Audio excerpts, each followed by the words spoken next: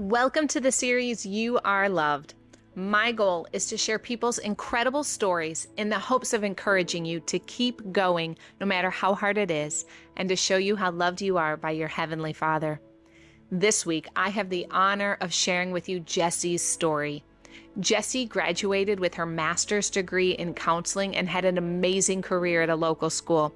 She was living the dream life until one day everything around her began to crumble. Her fears took over and she turned to drugs to get through. Before long, she found herself sneaking contraband into a jail and then ended up there herself. Jessi went from never being in trouble to being a convicted felon. Watch to see how God used her mistakes to change lives. So tell me a little bit about yourself.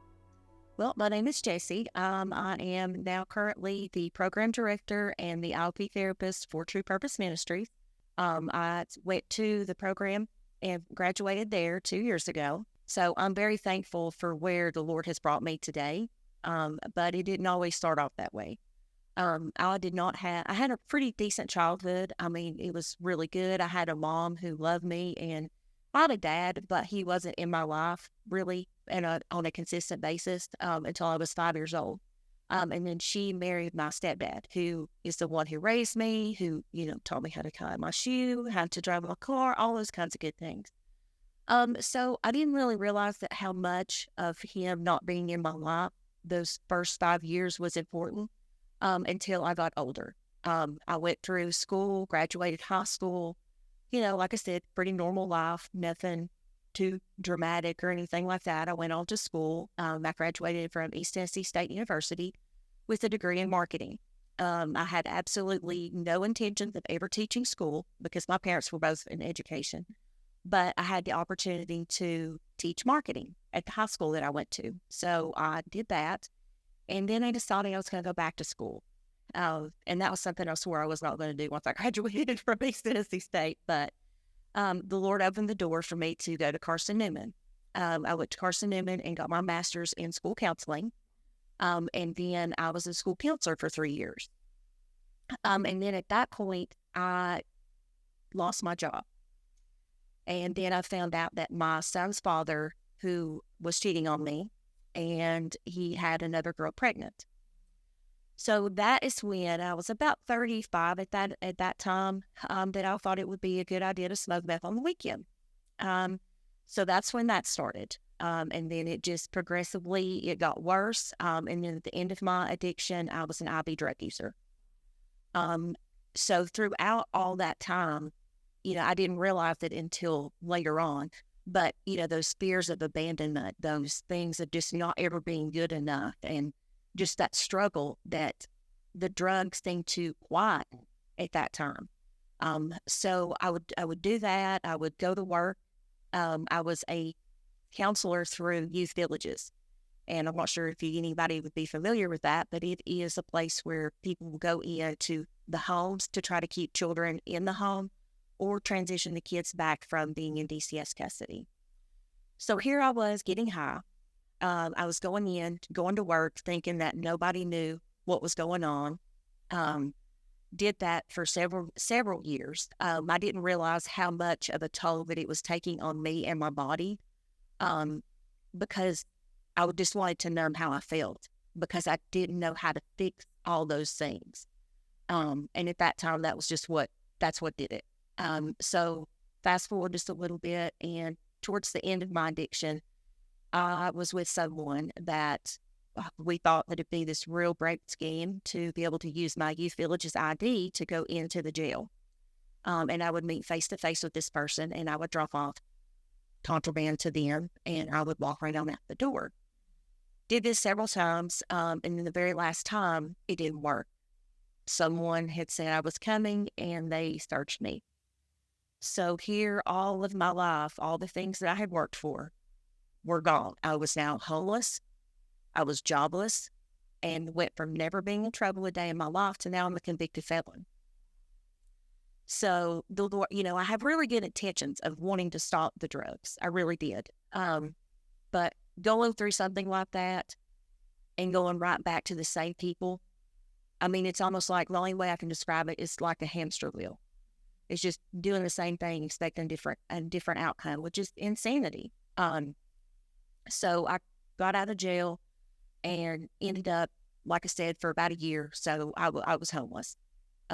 Here I was, an educated person, living on the street with whoever, whatever, staying on people's couches. Even a time that I stayed in the back of a car one time with someone because I had nowhere else to go. Yeah. Wow. So what changed? Well, at that time, like I said, I got convicted and I was doing the same thing because my probation officer wasn't drug screening me at the time. So I kept doing what I always did. And then he called me on Friday and was like, hey, I need you to come into the office on Monday. Well, my, mind was already like, what can I do? What can I do? And I thought, well, if I stop now and I go in, then everything will be okay. But there was several times throughout that I was just tired. I was just exhausted. Like I was over everything. So I went into his office that Monday and I told him, I was like, I'm going to fail this drug screen. And he was like, okay. So I went ahead and took the drug screen. I had failed it. But he, again, all this is being orchestrated by the Lord and I had no idea. So he let me walk out of there. I had some encounters with True Purpose through a previous relationship. And I'd even tried to get into Von Ord, but unfortunately at that time, it just wasn't the right time because I wasn't pregnant or anything like that. So I ended up going to a visitation and I was like, do I need to go? Do I want to go? Well, I don't know. I was getting back into finding my way with the Lord and what he wanted for my life. So at that time, that Monday, I go to the probation office and I fail the drug screen. He lets me out. And then I was like, okay, what am I going to do? So he calls like the next day and he's like, well, you need to get your affairs in order. There's been a warrant issued for your arrest. Yeah. So I was like, okay. And I've always joked that God needs to give me like a big orange sign that said, this is what you need to do. So I knew at that time I needed to go. So that happened then. And then on a Tuesday, I was picked up by the girls at CR at the May campus. And that was what began my surrendering. I walked into there thinking, what in the world have I done? Because one, I had never been to treatment. I had never done any of those things. But that was the beginning of my surrender. That was the beginning of God reprogramming me to what he designed me to be. Because I was so of the world and did not realize that and how much I had fed that soul of mine through the hurt, the pain, the things, everything, like down to the music that I listened to. And then going into that program it was a shock at first because I was, the people that were over me at that time were younger than me. And I was like, do you not know who I am? Like, what is this all about? But I'm thankful for them today. And like I said, that's where the Lord really began to work and do the things in my life. So with that being said, I go through the program and then ended up working for True Purpose. I was the house director in Sevierville. But I still have that passion and what I feel like the Lord has designed me as to be a therapist, counselor. And I wanted to use that degree. But if you'll keep in mind, I was also a felon. So now I can't ever go back into the school system. So that I felt like a long time that the enemy had stole that from me. But the Lord has made beauty for the ashes that I created because now I get to use that degree to be able to help people who are just like me. To me. Yeah. I love how he does that. Yeah. And I love how you became what you needed, right? You said you went through all this trauma or these abandonment issues, and a counselor would have been really helpful at that time, right? I'm still like, yeah. But either you didn't reach out or you didn't find one, but now the Lord has made you that for someone else. Yeah. And that's so beautiful how he does that. It is. Wow. Your story is very unique in that your addiction started so much later in your life. You weren't most of the stories, it's a teenager in high school. So I love that you're willing to share that you like had a job, like you were a professional, you had an education. But the enemy is is still attacking, right? A job, an education, a career, a family, like none of those things shield you from the attacks of the enemy or the things of this world. Only Jesus does that, right? And so I'm glad that you're helping people through that very thing. What is the number one piece of advice you think that you give people who were where you were? What would you have liked to have heard when you were living in that old lifestyle? That I'm loved, that they are loved, no matter where they're at, no matter who they are, no matter what they have done. It doesn't matter how bad that you may think that you are. You're not a bad person. I wasn't a bad person. I made some bad decisions, right? But that doesn't make me a bad person. And they are, they're loved. And I just can't, God has called us to love each other. And just because someone doesn't look like me or doesn't act like me or whatever doesn't mean that he's not called me or placed that person in my life not to show them love. And love does not mean that I allow someone to run over me. And it doesn't mean that he wants us to be a doormat to someone. Because sometimes the hardest thing to do is to say, I love you, but I can't continue to do this because the road you're on versus the road that the Lord has me on are two different places. Right. Or sometimes that love turns into accidentally enabling someone. Yeah. And don't set those boundaries and those guidelines. And that's what we like to talk about in this series as well. Because we have no doubt that the Lord loves his children deeply. But a lot of people do question whether or not they're loved because they don't understand what real love is. They're basing their understanding of love on what the world says love is or what love feels like. And so can you, which you touched on it, but just talk a little more about what did love look like to you when you were living in addiction or in the world, prior to your addiction versus today? Sure. Previously, I think love looked like what someone could do for me or that I could do for someone else. Yes, I believe that acts of kindness are very much a part of love. But before it was more of, I love you because I can get what I need from you. Today, love is about loving people and actually loving them where they are. And it's not about trying to change someone. It's not about trying to make that person someone that they're not. It's just about genuinely caring for other people.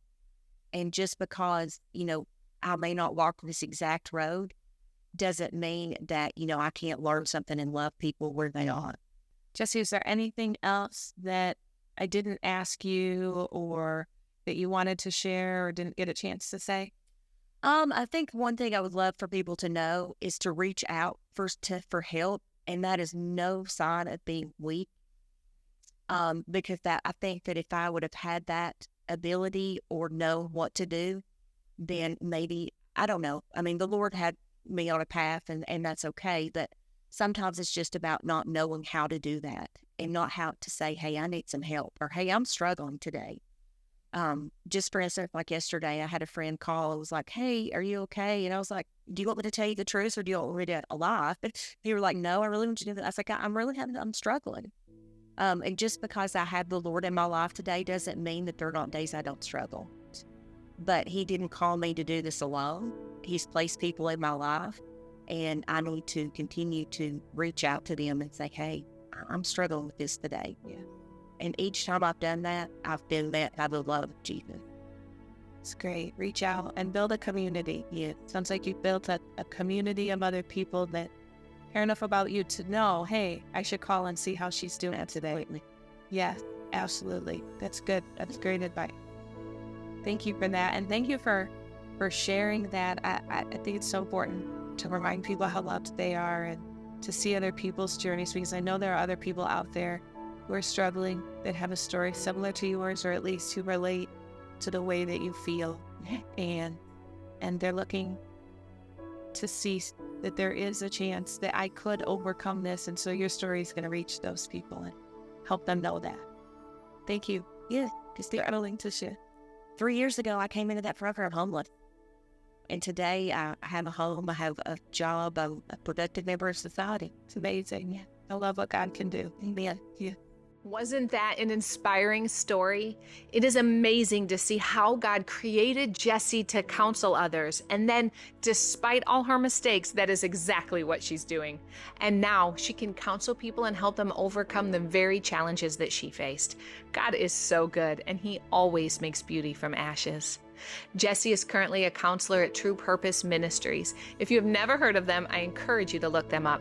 They are a faith-based rehabilitation program that, through the power of Jesus Christ, is changing lives every single day.